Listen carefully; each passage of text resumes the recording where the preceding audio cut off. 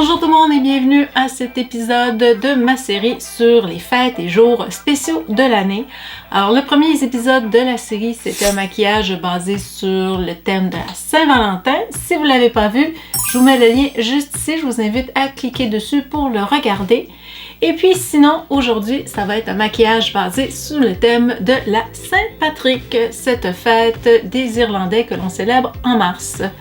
Alors, mon maquillage que je vais essayer de recréer, ça va être celui-ci.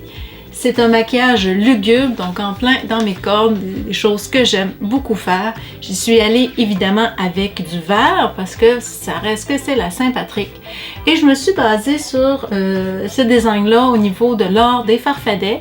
Donc ces créatures magiques qui ont un pot d'or et puis au fond si on réussit à leur voler l'or, j'estime que comme c'est des créatures magiques, peut-être que l'or a un sort dessus ou une malédiction qui affecte la personne qui a décidé de voler le farfadet. Donc c'est là-dessus que je me suis basée sur le maquillage.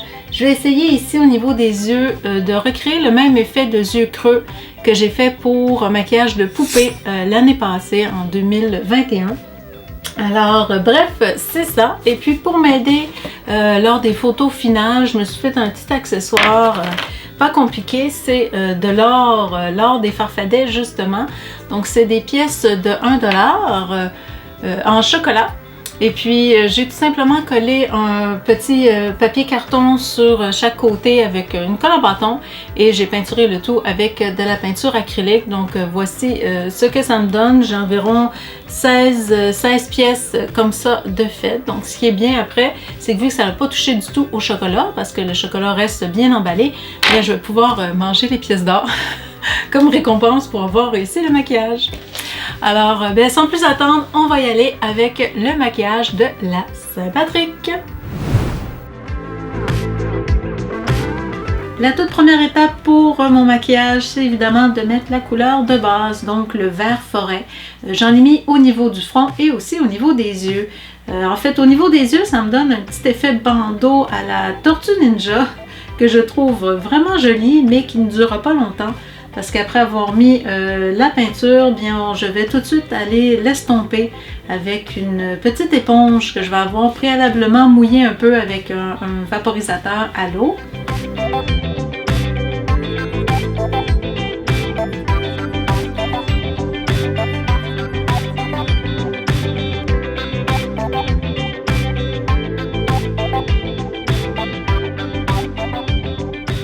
Une fois la peinture estompée, bien, je vais utiliser un fard à paupières vert.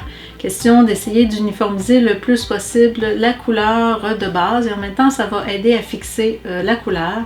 Je vais en profiter aussi pour faire un petit peu de highlight et d'ombrage. Alors, des parties plus éclairées comme le front et le nez, ça va être avec un fard à paupières vert doré brillant. Et je vais utiliser un fard à paupières plus vert foncé au niveau là, des tempes, l'intérieur des yeux et l'intérieur du nez de chaque côté. Question de faire en sorte que le visage soit davantage en 3 dimensions, donc ça ressorte un petit peu les motifs et les formes du visage.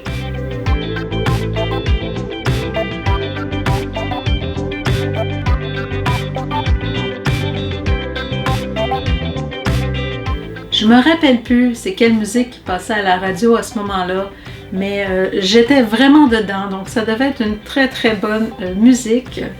Et puis c'est bien parce que ça m'a donné un peu d'entrain pour l'étape suivante, qui est au fond l'étape la plus compliquée, c'est de faire les yeux noirs. Et puis pourquoi c'est si compliqué? Eh bien parce que l'effet se fait lorsqu'on a les yeux fermés. Et avoir les yeux fermés ouverts, bien le visage n'est pas le même parce qu'on étire un peu la peau lorsqu'on ferme les yeux. Alors c'est vraiment d'y aller tranquillement, pas vite, un œil à la fois et puis de faire des petits ajustements pour arriver vraiment à une symétrie le plus parfait possible.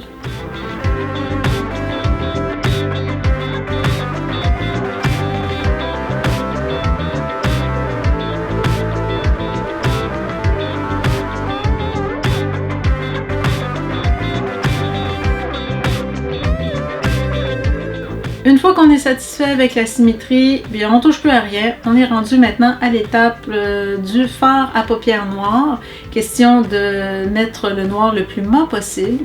Et pour cacher les yeux le plus possible, bien, on va faire le contour des yeux noirs.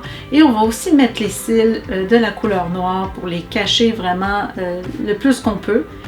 Pour un effet 3D, bien, je vais faire une petite ligne blanche juste en dessous de mes yeux noirs pour accentuer encore plus le fait que mes yeux seraient creux et vides.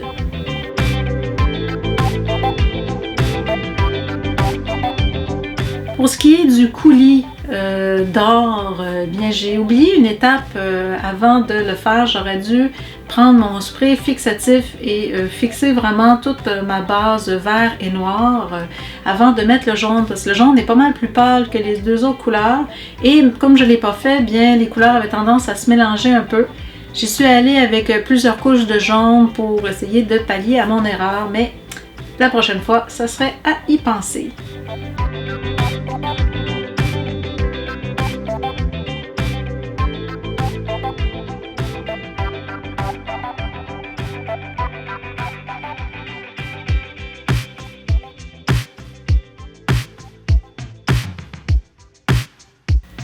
Pour essayer de faire un effet 3 dimensions avec mon coulis d'or, je suis allée avec de l'ombre et de la lumière. Donc pour l'ombre, j'ai utilisé deux couleurs de fard à paupières, un brun et un vert forêt que j'ai mis sur chaque côté gauche de mes coulis. Puis pour accentuer le tout, bien j'ai fait une ligne noire du même côté où j'avais fait mon ombrage au fard à paupières.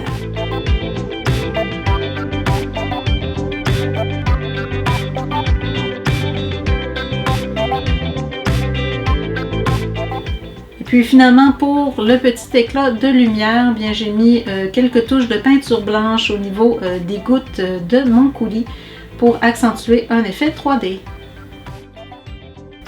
La toute dernière étape, c'est les lèvres. Alors j'y suis allée avec du jaune pour la couleur. Comme c'est une couleur très pâle, ça m'a pris quelques couches avant d'avoir vraiment une couleur uniforme. Et puis j'ai finalisé le tout avec un petit fard à paupières brillant doré pour vraiment donner un petit effet métallique aux lèvres.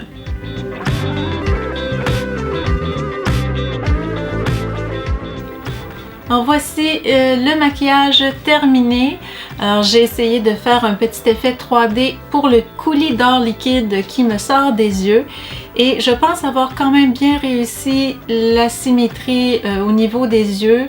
Toujours difficile de faire un effet lorsque les yeux sont fermés. Donc j'espère que ça va être correct au niveau des photos. Et j'espère aussi que vous aimez ce que ça donne. Moi, qu'est-ce qui me reste à faire? C'est à me laver les mains. Et ensuite, je vais mettre mes doigts verts et noirs pour aller avec le dessus du visage. Et puis, je vous reviens juste avant les photos avec le produit final. Alors voici le résultat final avec mes mains et puis la perruque de mise.